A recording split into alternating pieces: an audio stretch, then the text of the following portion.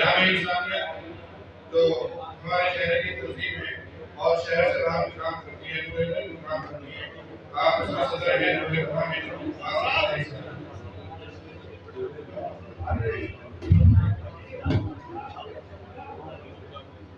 Daesh पर मौजूद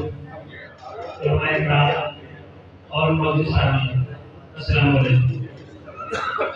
आज हम लोग यहाँ हज़रत मौलाना मेहरबान साहब हयात और खिदमत पर जो किताब उनके प्रदर्शन जनाब कलीम जैनी साहब ने लिखी है उसके इजरा के लिए इकट्ठा हुआ है।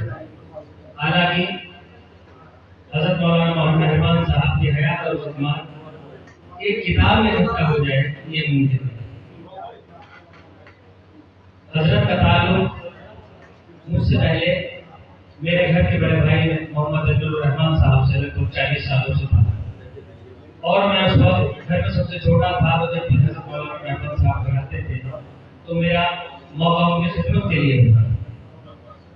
2013 में मेरा ताल्लुक मौलाना मेहरबान साहब से हुआ और उस दिन मुझे महसूस हुआ था कि मैं भी एक होश और हवास मेरी वाइफ की तरफ से 2013 के दिनों में मुझे मालूम था कि कौम अमीरत का दर्द हजरत के लोगों में दौड़ता।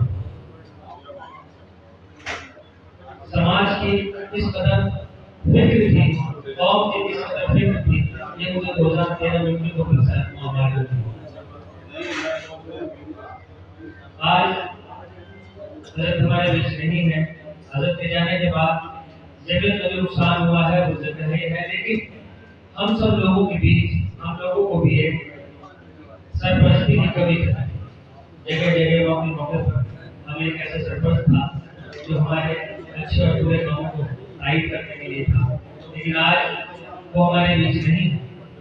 आज जनाब कलीम जैनी साहब ने इस किताब का इजरा किया है, उन्हें प्राइज में इनाम दिया है। मैं इन तीनों औलाद को अपने वालिदैन के लिए बाइस रहमत बनाए, बाइस बरकत बनाए और हम सब लोग भी हजरत के लिए दुआ करें। अल्लाह की बारगाह में हजरत पूरी करें। हजरत पूरे करना। शुक्रिया।